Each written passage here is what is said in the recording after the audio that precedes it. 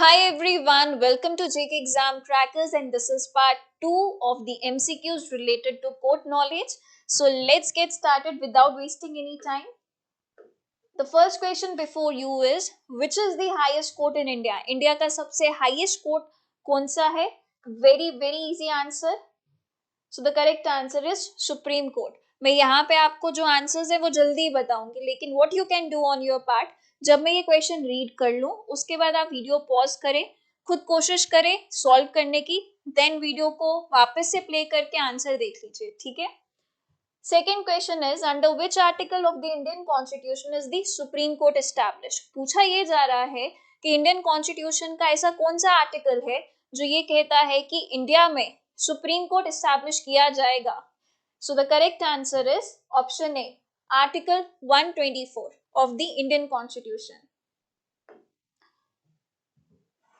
Let me erase it, but फिर भी अगर आपने देख लिया है तो कोई बात नहीं। How many high courts are there in India as of now? Like 2025 तक, अभी तक इंडिया में टोटल कितने हाई कोर्ट्स हैं? So the correct answer among all these option is option B, 25 high courts हैं हमारे भारत में, ठीक है। Which of the following courts is the highest court in a state? किसी स्टेट की हाईएस्ट कोर्ट कौन सी है? देखिए, supreme court is the highest court of India, but एक पर्टिकुलर स्टेट की अगर हम बात करें, पंजाब की बात करें, छत्तीसगढ़ की बात करें या JNK की बात करें, ऑल्दो इट्स अ यूटी, तो उसकी जो हाईएस्ट कोर्ट कौन सी होती है? The correct answer is option C, that is the high court. Which court deals with the civil cases at the district level? District level पे सिविल केसेस से कौन सी कोर्ट डील करती है?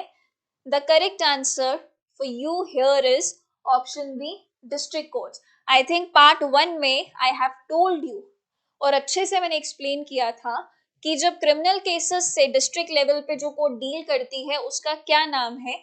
आप मुझे बताइएगा, when a court dealing with the criminal cases at district level, so what is the name, what name is used for that particular court? Okay, next question is, who appoints the chief justice of India? India के chief justice को कौन appoint करते हैं? इसका भी answer बहुत easy है, और वैसे भी जितने भी मेजर ऑफिशियल्स की जो अपॉइंटमेंट होती है, it is done by who? It's done by the president of India. And in fact आपके जो हाई कोर्ट जजेस हैं, आपके जो हाई कोर्ट जजेस हैं, उनका अपॉइंटमेंट भी प्रेसिडेंट ही करते हैं, ऑल दो उनको जो ओथ एडमिनिस्टर करवाते हैं वो गवर्नर साहब करवाते हैं, ठीक है। अपॉइंटमेंट जो हाई कोर्ट के जजेस का होता है वो प्रेसिडेंट ही करते हैं। चलिए, what is the hierarchy of the courts in India? Follows which structure? क्या हायरार्की है इंडियन कोर्ट्स की कि सबसे पहले supreme, like supreme court is supreme, कि सबसे पहले सबसे ऊंची कोर्ट कौन सी है, फिर उसके बाद और सबसे निचली कोर्ट कौन सी है? उस हायरार्की में आपको ये पूरी हायरार्की बतानी है, ठीक है। These are the option before you and the correct answer is option A. सबसे पहले है सुप्रीम कोर्ट, उसके बाद आते हैं आपके हाई कोर्ट्स, उसके बाद है district courts, and then you have got the subordinate courts, जो कि आपकी मुंसिफ कोर्ट्स हो गई, ठीक है, वो होती है आपकी subordinate courts. The next question is, which article of Indian constitution grants high court the power of writ jurisdiction?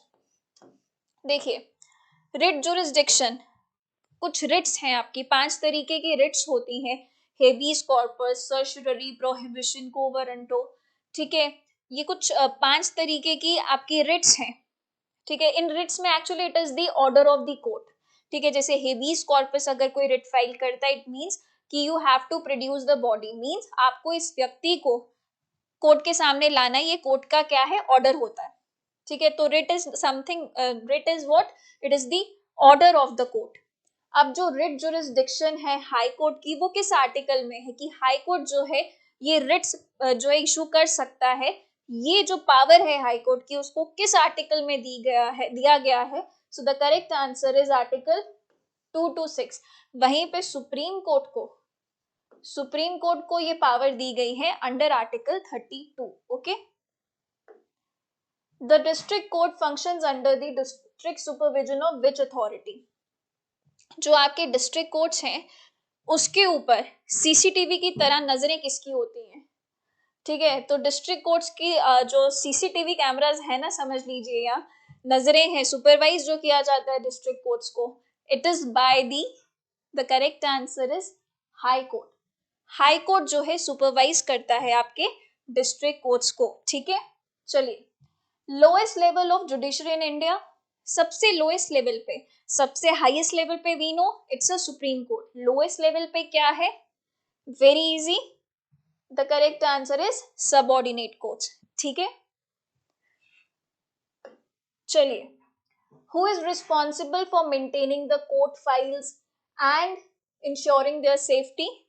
सो यहाँ पे थोड़ा टाइपिंग एरर हो चुका है, आंसर आपको दिख रहा है। सो अहलमद इसका करेक्ट आंसर है। जो भी कोर्ट की फाइल्स को संभालना है, उसकी देख रेख है, उसका जो मेंटेनेंस है, वो कौन करता है? अहलमद करता है। ठीक है, what is the main duty of a नाजिर in a court? So there is one office जो कि है नाजिर का ऑफिस। अब नाजिर का काम क्या है?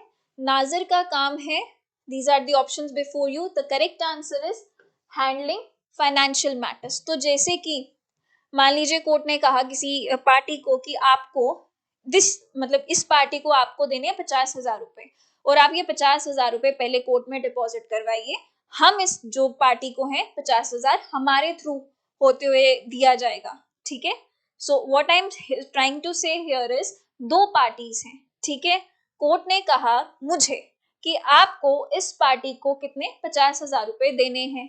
मैंने कहा हाँ जी मैं दे दूंगी। अब क्या मुझे गूगल पे करके देना है? नहीं, कोर्ट ने कहा कि आपको गूगल पे नहीं करना है, ना ही आपको कैश देना है, ना ही आपको चेक देना है। आपने क्या करना है? आपने कोर्ट में डिपॉजिट कराना है। अब कोर्ट में डिपॉजिट कराना है तो क्या आप जज के पास जाएंगे? नहीं, आप किसके पास जाएंगे? नाजिर के पास जाएंगे, क्योंकि नाजिर की रिस्पॉन्सिबिलिटी है फाइनेंशियल मैटर्स को हैंडल करने की। So correct answer will be option B. चलिए, what is a plaintiff in a legal proceeding? अगर आप अच्छे से एमसीक्यू सॉल्व करें तो आपको बहुत अच्छे से इसका आंसर पता होगा। So the correct answer is option A, the person who initiates a lawsuit, meaning thereby जो भी सिविल केस करता है, जो भी सिविल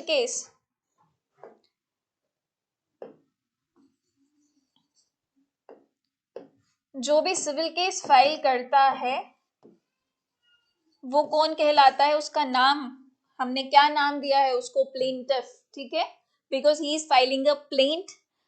प्लेंट इज व्हाट? जिसमें वो सब लिख के दे रहे कि मेरे साथ ऐसा हुआ वैसा हुआ, मैं ये क्लेम कर रहा हूँ इस पर्टिकुलर पर्सन के against. So that person is plaintiff. और ये सब बातें वो जो लिखता है वो किस में लिखता है? प्लेंट में लिखता है। ठीक है, what does N x Partey proceeding mean? X Partey proceeding का क्या मतलब है? ठीक है, करेक्ट आंसर क्या होगा? A proceeding where only one party is present.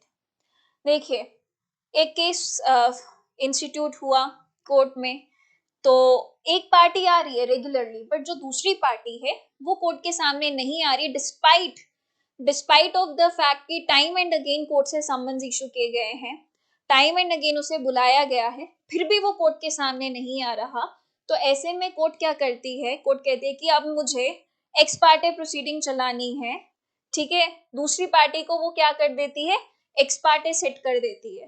कहने का मतलब कोर्ट इज सेइंग कि सिर्फ एक पार्टी प्रेजेंट है ना, ठीक है, only on the basis of the claims and what ever this one party स्टेटिंग case, उस बेसिस पे चलेगा। अब दूसरे की मुझे बात नहीं सुननी, मैंने उसे कब से बुलाया है ना, कोर्ट कह रही है कि कब से बुलाया जा रहा है, नहीं आ रहा तो कोई बात नहीं, मत आओ, अब हम एक्स पार्टे प्रोसीड करेंगे only on the basis of one party। ठीक है, so proceeding where only one party is present is called as ex parte proceedings। what is the role of a stenographer in court? Stenographer का क्या काम होता है? सो ये भी easy है। The correct answer is writing the judgements, orders dictated by the जज, because जज को अपना माइंड भी लगाना है। ठीक है, ऑर्डर्स भी देने हैं, तो अब टाइपिंग तो खुद नहीं करेंगे, इसीलिए वो डिक्टेशन देते हैं किसको? स्टेनोग्राफर को। Next question is what is a vakalatnama in legal terms? Legal terms में वकालतनामा का क्या मतलब है? These are the options before you. The correct answer is option A, a document giving a lawyer the authority to represent the client. Client कह रहा है, एक वकील साहब के पास गए कि वकील साहब आपको मेरा ये केस लड़ना है. वकील साहब कहते हैं कि ठीक है, मुझे आपका केस लड़ना है, मैं मान रहा हूँ, बट कोर्ट को कैसे पता चलेगा कि मैं आपका केस लड़ रहा हूँ? तो कोर्ट में मुझे एक डॉक्यूमेंट देना पड़ेगा कि आपने मुझे अथॉरिटी दी है. अगेन वकालतनामा एक डॉक्यूमेंट है. इस डॉक्यूमेंट ने, क्लाइंट ने अथॉरिटी दी, क्लाइंट ने अपने सिग्नेचर किए कि हाँ जी वकील साहब, मैं आपको अथॉरिटी देता हूं, आप मेरे बिहाफ में कोर्ट में जाके केस लड़िए. ठीक है, so this is a document giving the lawyer this authority to represent a client and this document, ये जो वकालतनामा है, फिर ये वकील साहब जाके कोर्ट में फाइल करेंगे, कहेंगे देखिए जी मुझे अथॉरिटी मिली है, तभी मैं इस केस में पेश हो रहा हूं. ठीक है, what does the term acquittal mean? Acquittal का मतलब क्या है? इक्विटल का क्या मतलब है? सो इसका करेक्ट आंसर हो जाता है option B, it's a judgment clearing a defendant of charges. Charges मतलब आरोप जितने भी लगे थे. ठीक है, ट्रायल हुआ, एविडेंसेस दिए गए, एक व्यक्ति था, उसके ऊपर कुछ आरोप लगे थे. जब सारे एविडेंसेस लिए गए तो जज साहब ने कहा कि नहीं, जजमेंट ये दी जज साहब ने कि ये जो पर्टिकुलर पर्सन है, इसने कोई भी गुनाह नहीं किया है, मैं इसको बरी करता हूं. सो this is what, this is acquittal. So clearing a defendant from all the charges. Okay, यहाँ पे right word जो रहेगा ना, it's not defendant because defendant word हम civil cases में use करते हैं. right word यहाँ पे आपका accused रहेगा. ठीक है, accused माने ऐसा व्यक्ति जिसके ऊपर आरोप लगे थे, accusations थी कुछ. ठीक है, next question is what is दस्ती सम्मन? दस्ती सम्मन्स का क्या मतलब है? सम्मन्स हमें पता चल गया क्या है, कि कोर्ट कह रही है, कोर्ट बोल रही है आइए हमारे सामने पेश हो जाइए. बट अब दस्ती सम्मन्स क्या है? So these are the options before you. So the correct answer is option A, ऐसे सम्मन्स जो कि निकाल कोर्ट नहीं दिए हैं, कोर्ट ही कह रहे कि आप जो हैं, ये कोर्ट बुला तो रही है लेकिन इसमें किया क्या जा रहा है, कोर्ट कह रही है कि पार्टी को ही, कि आप जाके ये सम्मन्स पकड़ा दे. ठीक है, मेरे हिस्से का काम पार्टी को दिया जाए. ठीक है, मतलब कोर्ट का काम, जो कोर्ट ने अपने ऑफिसर्स के थ्रू, जैसे प्रोसेस सर्वर्स होते हैं, उनका काम क्या होता है, कोर्ट में ही प्रोसेस सर्वर्स होते हैं, उनका काम होता है सम्मन्स पहुंचाना पार्टी तक जिसको कोर्ट के सामने बुलाया गया है. बट अगर आप वो रूट नहीं अपनाते हो तो एक दूसरा रूट है दस्ती सम्मन्स का. उसमें जो पार्टी है, जो कोर्ट में केस फाइल किया है जिस पार्टी ने, उसी को मैं कह रही हूँ एज अ कोर्ट.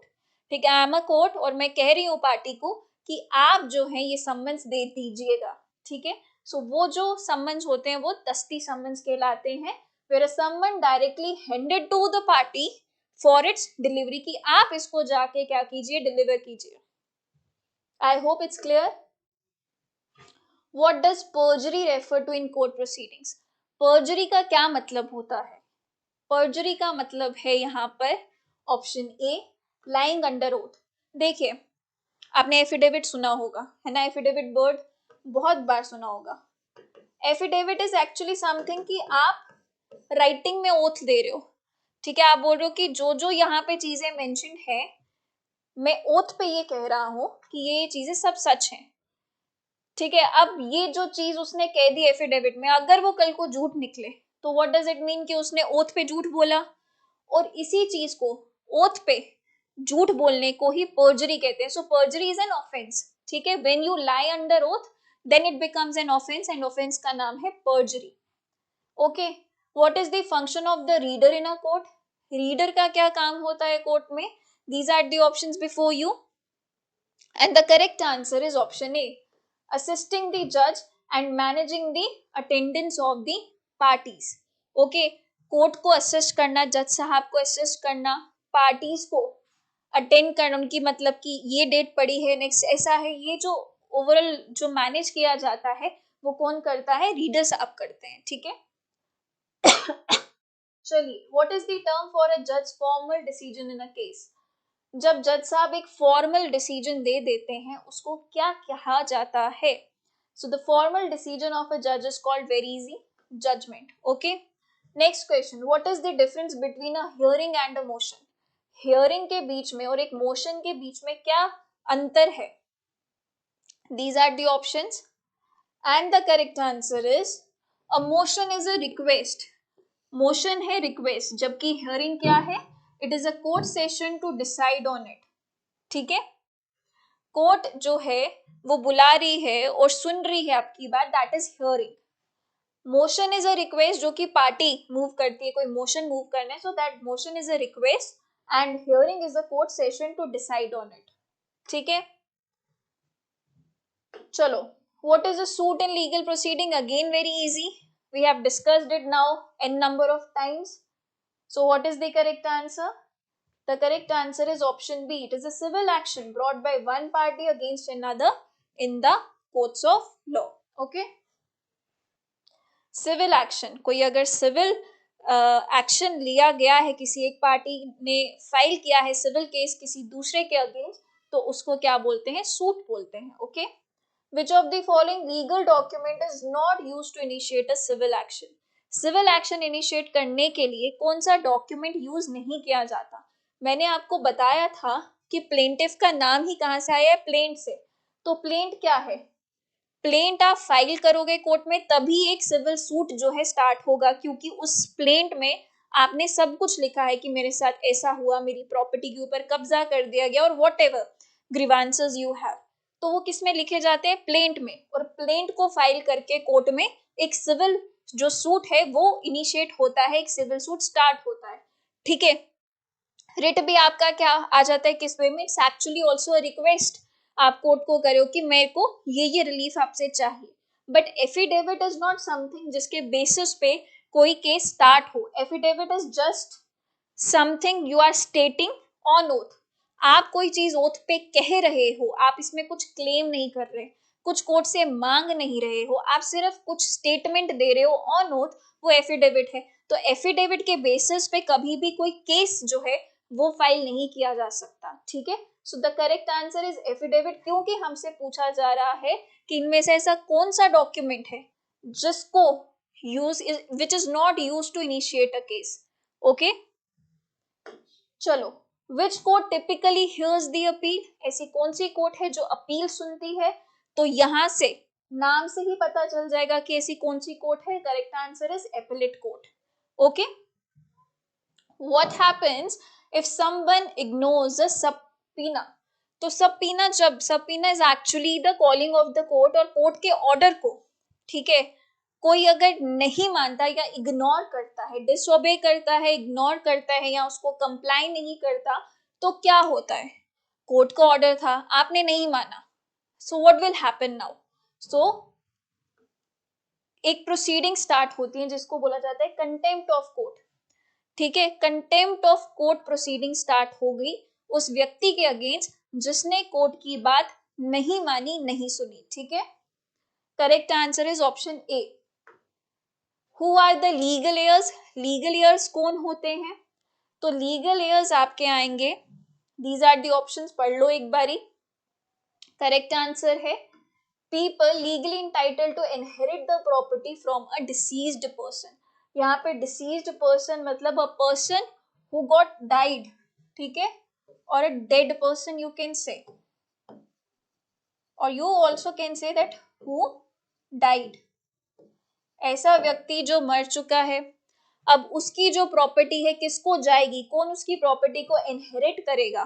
वो जो व्यक्ति हैं, वो जो लोग हैं, ठीक है, उनको लीगल आयर्स बोला जाता है कि इस व्यक्ति के, मिस्टर एक्स के, ये क्या है? लीगल आयर्स हैं. मतलब कि ये जो है पर्सन्स, इनको इसकी प्रॉपर्टी आगे क्या होगी? जाएगी, इन पे डिवॉल्व होगी. सो this is the correct word or the correct meaning of the legal heirs. Okay, what does it mean to die intestate?